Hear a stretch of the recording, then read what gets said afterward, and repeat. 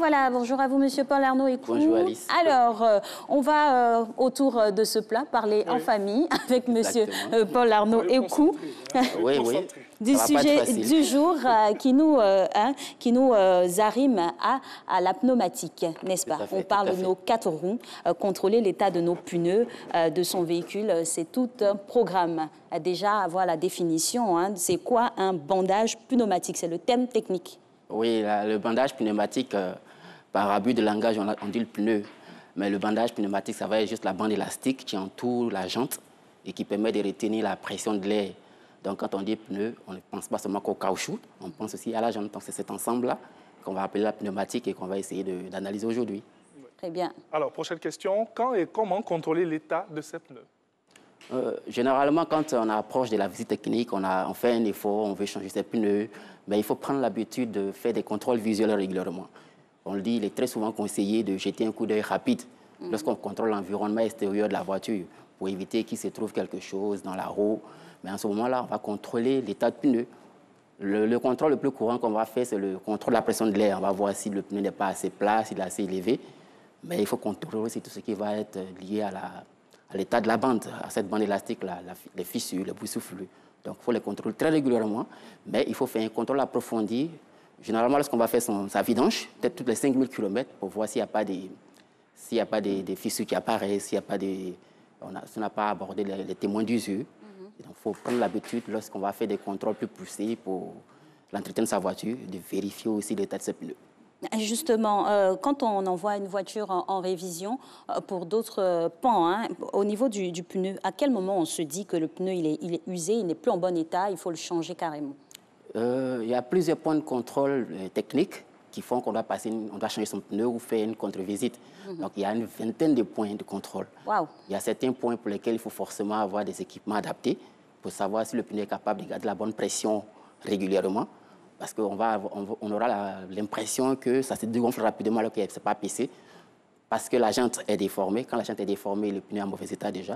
Donc, il faut contrôler l'état de la jante. Il faut contrôler les dimensions même du pneu aussi. Il y a plein de points de contrôle qu'il faut faire. Mais quand on va en visite, il faut contrôler le témoin d'usure. C'est le plus important. Puisque c'est l'usure normale du pneu, c'est la première cause pour laquelle on va changer le pneu. Il faut contrôler l'usure. Il y a des témoins d'usure dans les pneus, entre les rainures, qui ne doit pas être en dessous de 1 mm 600.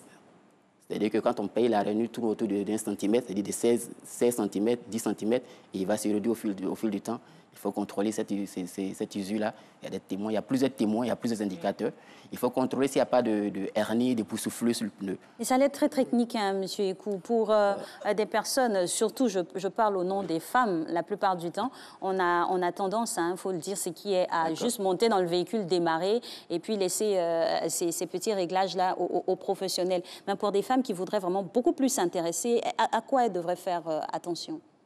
C'est vrai que ça l'est technique parce que les thèmes qu'on emploie sont les thèmes prévus par le code. Mais quand elle regarde son pneu, elle doit regarder où, voilà, pratiquement. Le premier regard doit être porté sur les rainures. Est-ce qu'elles sont suffisamment profondes? Les stries, c'est ça? Les stries que vous appelez, voilà. Est-ce qu'elles sont suffisamment profondes? Généralement, on va demander de... Bon, c'est une technique qui n'est pas fiable, hein, c'est une pratique que certains automobilistes utilisent pour mesurer. On va essayer de placer une pièce de monnaie. La pièce de 100 francs, par exemple, il y a une petite bordure là. On va essayer de placer sur le témoin d'usure pour voir s'il n'est pas trop prononcé. Mais c'est juste des pratiques je dis que c'est des recettes de grands, mais ce n'est pas vraiment efficace. Le témoin d'usure, il est profond, il est dans la rainure, il ne se voit pas. Si le témoin d'usure, c'est-à-dire qu'entre les rainures, il y a des petites, il y a des traits, il y a des bouts de bande qui relient deux rainures. C'est-à-dire que vous allez constater que si ces rainures sont touchées, le pneu il est hors d'usage. Donc vérifiez ça. Dans les stries, il va y avoir des points où il y a des rainures, il y a comme des tirés, je l'ai dit ça comme ça. Et quand c'est visible facilement, c'est qu'il y a un problème. Alors, merci déjà pour toutes ces recettes de grand-mère qui nous permettent de vérifier bien nos pneus au quotidien. Alors, M. Paul Arnaud Ecou, j'achète ma voiture chez le concessionnaire, j'ai tout ce qu'il faut et tout. J'utilise ma voiture pendant quelques mois, quelques années. J'ai un problème avec les pneus. Où acheter mes pneus? Ah, c'est une bonne question. En fonction de vos capacités, je vous dirais, allez chez le concessionnaire. Les grandes marques de pneus des concessionnaires ici. Donc, on peut l'acheter sur le concessionnaire. Mais il est permis de l'acheter d'occasion. puisque c'est réglementé. Sauf qu'il faut éviter d'acheter des pneus réconditionnés, qui ont été retravaillés, dont les rainures ont été redessinées. Et comment le profane, l'usager qui n'est pas très au fait de cette, on va dire, science, hein, finalement, peut déceler que c'est un pneu qui a été retravaillé, donc pas en bon état? Oui, ça, c'est vraiment difficile. C'est lorsque vous allez arriver au contrôle technique avec certaines machines, on va vous montrer que la bande élastique, qui doit avoir une certaine dimension, n'est pas respectée.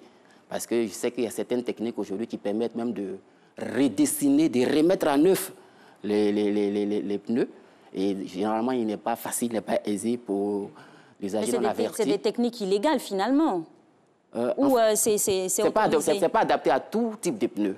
Il y a certains pneus, par exemple, pour les poids lourds, la gomme est suffisamment épaisse et qu'on peut plus ou moins redessiner.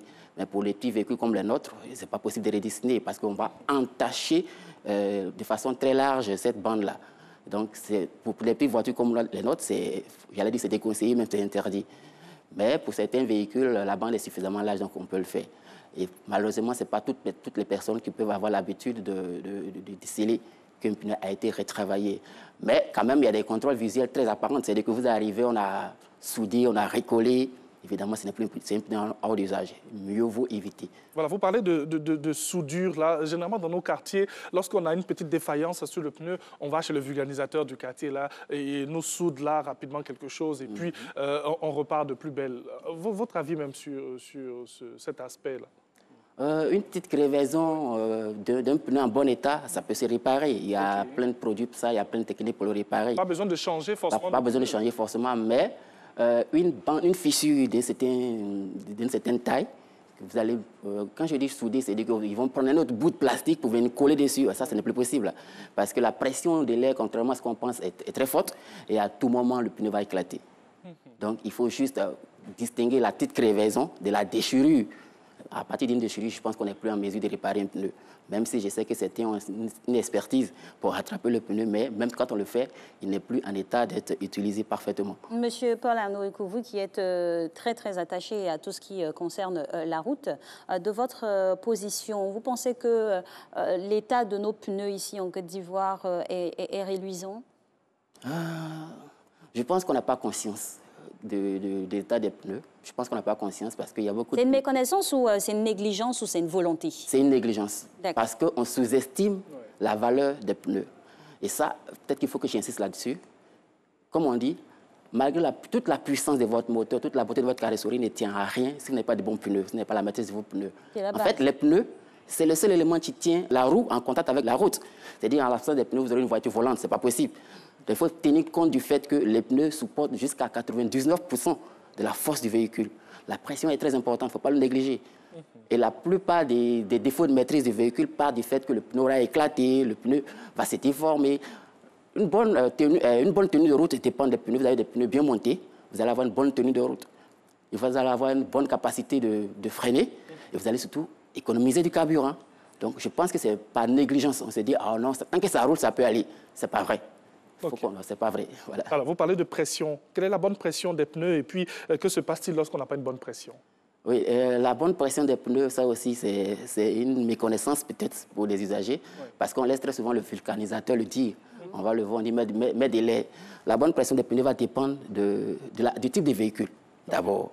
Et peut-être parfois du voyage à effectuer. La bonne pression des pneus, chaque constructeur qui sort sa voiture indique la pression des pneus en fonction du type de pneu et en fonction de la charge, de la masse du véhicule. Donc la bonne pression est forcément indiquée dans la voiture quelque part. Très souvent, elle est dans une plaque sur la portière et côté... dans l'antre de la portière. Exactement, côté conducteur. Il peut être dans la trappe de carburant, là. Il peut être aussi dans la boîte à gants, ou bien il est indiqué dans le manuel d'utilisateur. Mais si vous ne l'avez pas, vous pouvez aller même sur Internet vous renseigner. J'ai envie rapidement de poser une dernière question. Tout à l'heure, vous parlez de la bonne tenue des pneus. Et quand on parle à l'os, il faut parler aussi aux chiens. La route, finalement, pour qu'il y ait une bonne adhérence, il faut aussi que la route soit de bonne qualité. Oui, évidemment, mais le pneu, il est conçu pour s'adapter à plusieurs types de routes. Un véhicule tout-terrain doit avoir des pneus adaptés, des pneus tout-terrain. Il y a plusieurs types de pneus. Il y a tout ce qui est marquage. Quand vous prenez votre pneu, tout ce qui est écrit dessus, c'est de la littérature importante, c'est obligatoire. On va vous donner la durée de vie du pneu, on va vous donner quel type de véhicule doit être utilisé, on va vous donner la vitesse maximale que le pneu peut supporter. Donc tous ces marquages-là, il fait partie des critères de choix du pneu qu'il faut connaître. Il faut être très regardant sur son itinéraire. Il faut être très regardant et surtout quand on va remplacer ces pneus, il faut tenir compte que la loi interdit de placer des pneus différents sur un même essieu. Donc quand vous remplacez vos pneus, vous les remplacez 2 par 2 parce qu'il faut que les pneus soient conformes. Il faut le même type. Exactement. Merci beaucoup pour toutes ces informations, monsieur Paul Arnaud Ekou. C'est sûr qu'on va regarder encore d'un autre œil nos pneus pour qu'ils soient dans les normes. Donc nous allons passer au dernier virage dans cette émission avec un invité et parler investissement dans quelques secondes.